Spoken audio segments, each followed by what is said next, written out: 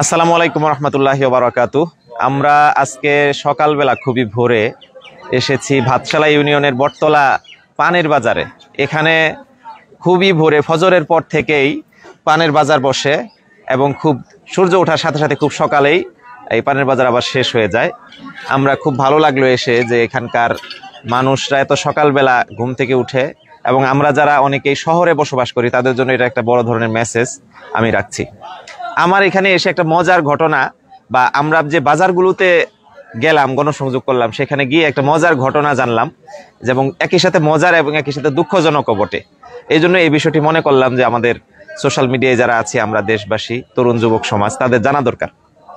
এখানে দোকানপাটের সাথে দেখা করার সাথে সাথে, মানুষের সাথে কথা বলার সাথে সাথে আমরা যখন হাত মিলাচ্ছি তখন তারা মনে করছে যে আমি যেহেতু রাজনৈতিক দলের নেতা, আমাকে টাকা পয়সা দিতে হবে। এখানে সে টাকা অফার করছে অনেকে, এবং অনেকে কনফিউজড যে কি করবে। আমি কিছুটা প্রথম দিকে বিব্রত হয়েছি, কিন্তু পরে আস্তে আস্তে বোঝার চেষ্টা করলাম যে আসলে ঘটনাটা কি, এবং এক পর্যায়ে জানতে পারলাম যে আসলে এই ঘটনাটা হচ্ছে যে রাজনৈতিক দলগুলো তারা বিভিন্ন বাজার ঘাটে গিয়ে যারা ব্যবসায়ী, খুচরা ব্যবসায়ী, তাদের কাছ থেকে চাঁদা নেন আর টাকা পয়সা নেন, জাস্ট নিয়ে নেয় আর কি। এই চিন্তাধারা থেকেই আমাকেও তারা জিজ্ঞেস করছেন যে আপনি টাকা পয়সা নিবেন কিনা, কত টাকা নিবেন, এরকম জিজ্ঞাসাও অনেক জায়গায় আমি দেখেছি করে আর কি। তো এটা আমাদের সমাজ ব্যবস্থার জন্য কতটা লজ্জাজনক।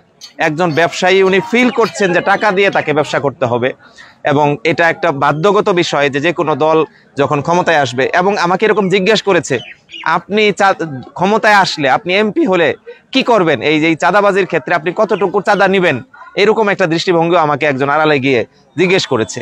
আমি অত্যন্ত লজ্জা ভরে বিষয়টি বলেছি যে এটা যারা করে তারা কোনোভাবেই সমাজের জন্য কল্যাণকর নয়, জাতির জন্য, রাষ্ট্রের জন্য কল্যাণকর নয়, বরঞ্চ আমাদের জন্য কলঙ্কজনক।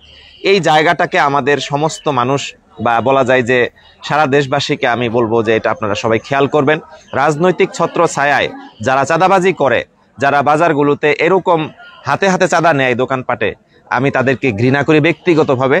আমার সম্মানিত দেশবাসী, প্রিয় শেরপুরবাসী, আপনারাও ঘৃণা করবেন তাদেরকে, এবং সমাজ থেকে তাদেরকে বয়কট করবেন। বয়কট করার কি কি পন্থা আছে সেগুলো আপনারা খেয়াল করবেন ইনশাআল্লাহ।